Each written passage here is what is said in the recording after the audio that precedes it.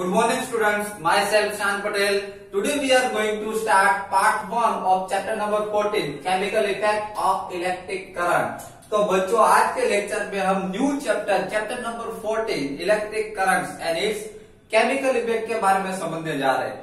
Electric current से आपको पता चलता है, इलेक्ट्रिक करंट का नेम आते ही आपको इसे आइडिया आ जाएगी, यस सर इलेक्ट्रिक करंट तो हमको पता ही है। ओके, तो इलेक्ट्रिक करंट के बारे में आपको थोड़ा बहुत नॉलेज है। स्टैंडर्ड 7 में इलेक्ट्रिक करंट के बारे में पूरा चैप्टर आ गया कि इलेक्ट्रिक करंट जो स्टैंडर्ड 7 में हमने सीखा था कि हमारे घर पे जो इलेक्ट्रिसिटी आती है, मीन्स हमारे घर पे समझ लो कि ये फैन जो है हमारे घर पे जैसे ही हम स्विच ऑन करते हैं फैन स्टार्ट हो जाता है, जैसे हम स्विच ऑन करते हैं लाइट स्टार्ट हो जाती है, जैसे ही हम स्विच ऑन करते हैं एसी स्टार्ट हो जाता है, जैसे ही हम स्विच ऑन करते हैं बहुत सारे ऐसे इलेक्ट्रिकल इंस्ट्रूमेंट्स है ना जो स्विच ऑन करने से स्टार्ट हो जाते हैं।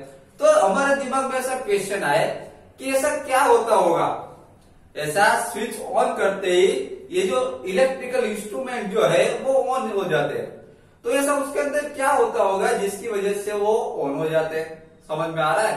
तो बच्चों जैसे हम स्विच ऑन करते हैं ये पूरी सर्किट होती है। स्टैंडर्ड 7 में हमने समझा था अबाउट सर्किट के बारे में समझा था। ओके, कि सर्किट किस तरीके से होती है। ये जो सर्किट जो होती है जैसे ही हम स्विच ऑन करते हैं, जैसे ही हमने स्विच ऑन की करंट जो है वो सर्किट के अंदर फ्लो होता है।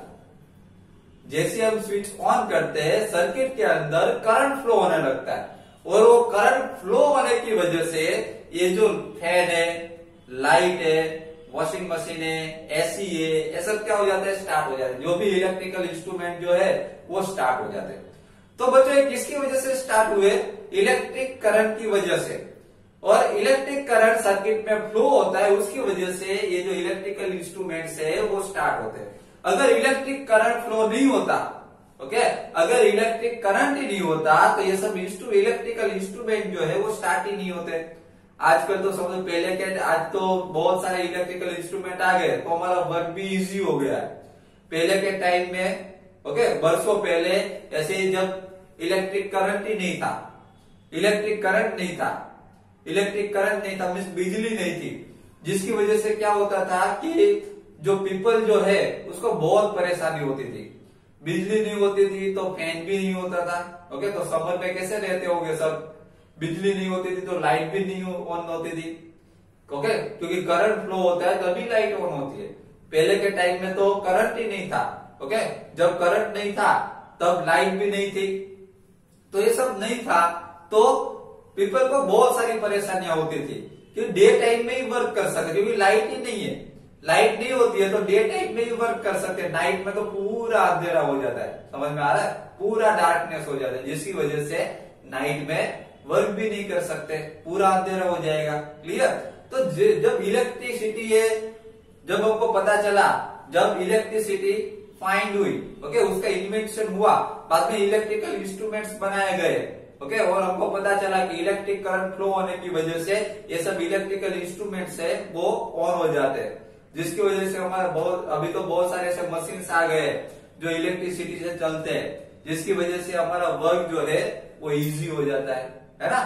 तो बच्चों आज के चैप्टर में हम चैप्टर नंबर 14 में इसी के बारे में समझने वाले। ओके, चैप्टर नंबर 7 में हमने इलेक्ट्रिक पूरी सर्किट के बारे में समझा था कि इलेक्ट्रिक सर्किट में सेल होता है। ओके, इलेक्ट्रिक सर्किट में स्विच होती है, स्विच ऑन और ऑफ होती है, सेल के अंदर पॉजिटिव और नेगेटिव टर्मिनल्स होते हैं। ओके, और इलेक्ट्रिक सर्किट के अंदर बैटरी भी लगाई जा सकती है। तो ऐसे बहुत सारे हमने स्टैंडर्ड 7 में इलेक्ट्रिसिटी के बारे में समझ लिया कि इलेक्ट्रिक सर्किट में क्या होता है। अब स्टैंडर्ड 8 में उसकी केमिकल इफेक्ट के बारे में समझने वाले कि इलेक्ट्रिक सर्किट जो है, इलेक्ट्रिक करंट जो है उसकी केमिकल इफेक्ट क्या होती है। ओके, तो उसके लिए हमें पार्ट 1 में आज के लेक्चर में पहले इलेक्ट्रिसिटी के बारे में पढ़ना पड़ेगा। ओके, कि इलेक्ट्रिक करंट क्या है। Okay, see here electric current. Your elders might have question you against touching an electrical appliance with wet hands। देखो बच्चों यहाँ पर ऐसा बताया गया है कि आपके जो एल्डर्स जो है, आपसे बड़े जो है, आपको बार बार बोलते होंगे कि अपने वेट हैंड से, ओके, गीले हैंड से कभी इलेक्ट्रिक इंस्ट्रूमेंट को टच नहीं करने का। गीले हैंड से कभी इलेक्ट्रिकल अप्लायंस को टच मत करो, इलेक्ट्रिकल अप्लायंस में electrical instruments, okay. But do you know why it is dangerous to touch an electrical appliance with wet hands? लेकिन क्या आपको पता है कि हमारे एल्डर्स जो है वो वेट हैंड से इलेक्ट्रिकल इंस्ट्रूमेंट, इलेक्ट्रिकल अप्लायंस को टच करने से हमको क्यों मना करते हैं? ओके, क्यों इसलिए मना करते हैं बच्चों कि इलेक्ट्रिक अगर वेट हैंड से अगर हमने इलेक्ट्रिक इंस्ट्रूमेंट जो है अगर हम उसको टच कर लेंगे वेट हैंड से, तो वेट हैंड जो है उसमें इलेक्ट्रिकल इंस्ट्रूमेंट में इलेक्ट्रिक करंट फ्लो होता है। और वेट हैंड मीन्स वाटर वाले जो हैंड हो गए हमारे, ओके, तो लिक्विड में भी इलेक्ट्रिकल करंट जो है फ्लो होता है। इसकी वजह से हमारे एल्डर्स ऐसा बोलते हैं कि वेट हैंड से कभी इलेक्ट्रिकल अप्लायंस को टच नहीं करना चाहिए, इलेक्ट्रिकल इंस्ट्रूमेंट को टच नहीं करना चाहिए। Clear? Okay, next we have learn earlier that the materials which allow electric current to pass through them are good conductor of electricity. बच्चों देखो स्टैंडर्ड 6 में भी आ चुका है, स्टैंडर्ड 7 में भी आ चुका है कि जिस मटेरियल्स में से इलेक्ट्रिक करंट इजीली पास हो जाए, ओके, जिस मटेरियल में से इलेक्ट्रिक करंट इजीली पास हो सकता हो उसको कंडक्टर्स ऑफ इलेक्ट्रिसिटी कहा जाता है। क्या कहा जाता है? Conductors of electricity means conductors कहा जाता है, उसमें से इजीली इलेक्ट्रिसिटी पास हो सकती है।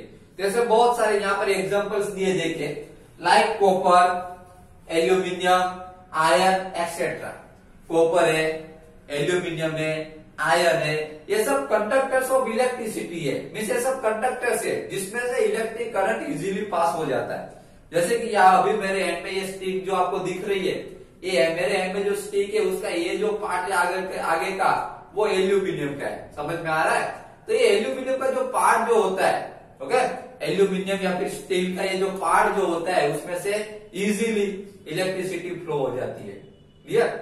Okay, now on the other hand, materials which do not allow electric current to pass through them easily are poor conductor of electricity. बच्चों दूसरे एंड से अगर बात की जाए बराबर, तो हमने समझ लिया कि जिस मटेरियल्स में से इजीली इलेक्ट्रिसिटी पास हो जाती है उसको कंडक्टर्स ऑफ इलेक्ट्रिसिटी कहा जाता है। और दूसरी ओर अगर जिस मटेरियल्स में से इलेक्ट्रिसिटी पास ना होती हो, ओके, जिस मटेरियल्स में से इलेक्ट्रिसिटी पास ना होती हो उसको पुअर कंडक्टर ऑफ इलेक्ट्रिसिटी कहा जाता है। ओके, मीन्स उसको इंसुलेटर भी कहा जा सकता है। इंसुलेटर्स जिसमें से इलेक्ट्रिसिटी पास हो जाती है उसको कंडक्टर्स बोलते हैं, और जिसमें से इलेक्ट्रिसिटी पास ना होती उसको इंसुलेटर बोलते हैं। जैसे कि यहाँ पर एग्जांपल्स दिए, वुड, रबर, प्लास्टिक एक्सेट्रा। बच्चों वुड जो है, रबर जो है, प्लास्टिक जो है, इसमें से इलेक्ट्रिसिटी पास नहीं होती। इसीलिए आपको आपके एल्डर्स जो है बार बार कहते हो कि कभी इलेक्ट्रिकल इंस्ट्रूमेंट्स का अगर काम कर रहे हो, इलेक्ट्रिकल, आप देखना इलेक्ट्रिशियन जो है वो काम करते वक्त अपने हैंड में प्लास्टिक के, रबर के ग्लव्स, ओके, अपने हैंड्स में रबर के ग्लव्स पहनेगा। देखिएगा इलेक्ट्रिशियन जो होते हैं वो इलेक्ट्रिकल कोई भी इंस्ट्रूमेंट्स में जब काम करते हैं उसके साथ, तब अपने हैंड में रबर के ग्लव्स पहनते हैं। अपने पैर में भी रबर के शूज, ओके, रबर के शूज, चप्पल वो सब पहनते हैं।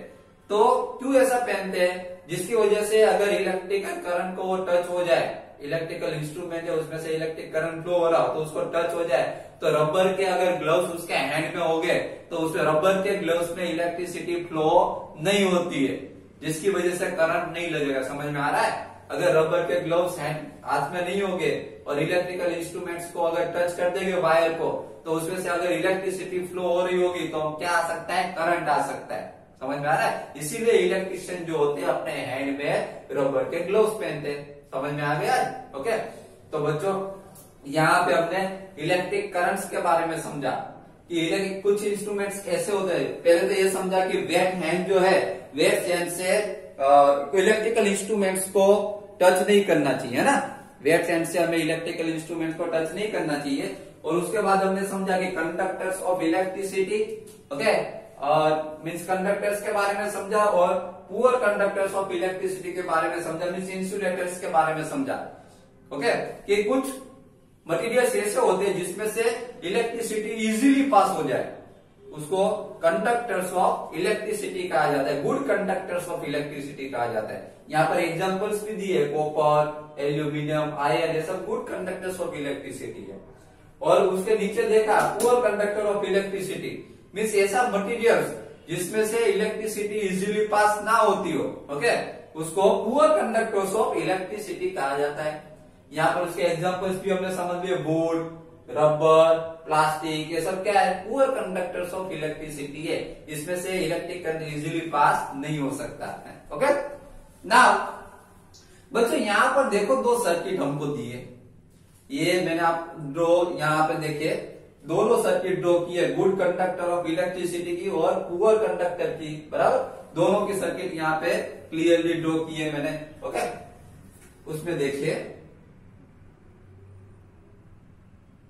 ओके, देखिए यहाँ पर गुड कंडक्टर, इसको गुड कंडक्टर क्यों कहा जाता है? देखिए यहाँ पे एक सर्किट जो है इसमें यहाँ पर सेल ड्रॉ किया है, यहाँ पर बल्ब ड्रॉ किया है, ये ग्लो हुआ है, बल्ब अभी चालू है, देखो ऑन है, ग्लो हुआ है। ओके, और यहाँ पर टेस्टर ग्लो हुआ है। देखिए यहाँ पर यहाँ पर बल्ब ग्लो है और यहाँ पर बल्ब ग्लो नहीं हुआ, क्यों नहीं हुआ? यहाँ पे दोनों सर्किट में क्या डिफरेंस है जिसकी वजह से यहाँ पे बल्ब ग्लो हो रहा है, यहाँ पे बल्ब ग्लो नहीं हो रहा है?